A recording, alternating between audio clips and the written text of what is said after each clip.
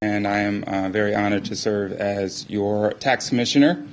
Ms. Tanya asked me to keep this within a brief period of time, and I certainly will do that. I want to say a big round of thanks to my wonderful staff who make it all possible. My chief deputy is here with me this evening, Ms. Tisa Washington. But I also want to highlight my other deputies who could not be with us, Ms. Lori Anderson, who's my property tax deputy, Ms. Carol Simpson, who is my accounting deputy, and Ms. Connie Tucker, who is my motor vehicle deputy. And I thank them greatly for their roles. I do want to talk to you about the title ad valorem tax, but I also just want to give you a general overview as we make our way to there. If you look on, and I hope everyone was able to get a presentation, if you look on the third sheet, we talk about the various divisions of the tax commissioner's office, the two sections being motor vehicle and property tax. You can see that one of the areas that we're going to be talking about are the new title ad valorem tax and what that means to you with the new state law HB 386, which has just come into play March 1st, and that affects the motor vehicle section.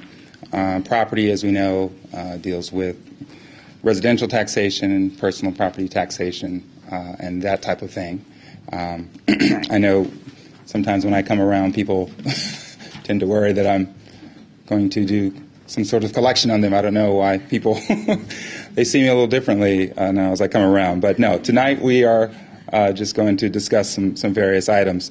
So let's get into the new title tax that you've been hearing about, HB 386, that came into play March 1st. And I have to thank Ms. Tanya and her crew, who did a great job of helping us to get the word out. We had our Get Ready campaign for about 3 months, and I think it was very effective and actually was a model for some other counties around the state.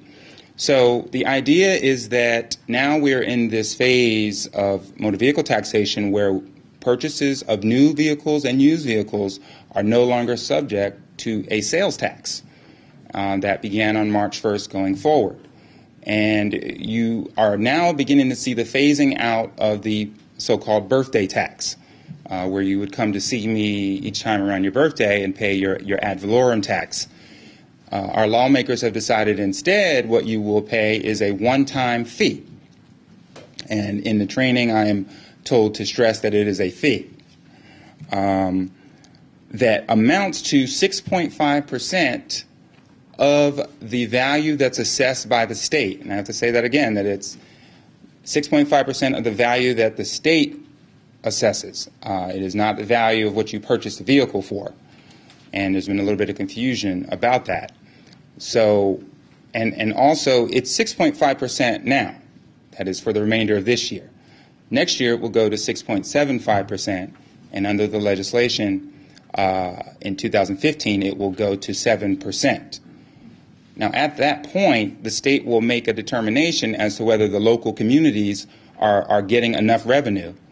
2012 is sort of the benchmark that the legislation set to say that the community should get what they received in 2012. At the end of 2015, the state will make an assessment as to whether the local communities are getting that. And in the legislation, if it's determined that enough is not being collected, lawmakers have the ability to move that rate up to 9%. Again, I am just the messenger. So as we talk to people about this law that is now enacted, and people sort of are looking at it, it does, if it's something that you're thinking about purchasing a new vehicle, probably earlier in the cycle would serve you better than later on. And there was a provision that was made for people who purchased vehicles in 2012, January and February of 2013, before the law was enacted, where those folks could have any sales tax or ad valorem that they paid, have that actually subtracted from the one-time fee. And if you go to a website that was set up called newtitletax.com, if you flip onto the next page, you can, I think we have that down there at the bottom, yes. There's a website called newtitletax.com. And if you fall into that category of having purchased a vehicle last year or purchased a vehicle in January or February of this year, and you're kind of trying to decide whether do you want to stay on the old birthday tax system or go to the new one-time fee, you can go to newtitletax.com, put in your VIN number, and the calculator will tell you what that one-time fee would be, and then you can decide if you want to do that. Now, of course, if you anything since March 1st on, there is no option.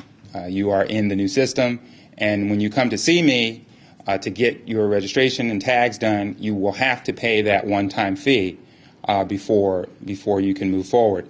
So now for your used car dealers and your new car dealers that you deal with, a lot of that's going to pretty much be wrapped up into the price, so you aren't going to feel it as much. And why we were trying to get the word out is for the casual sale.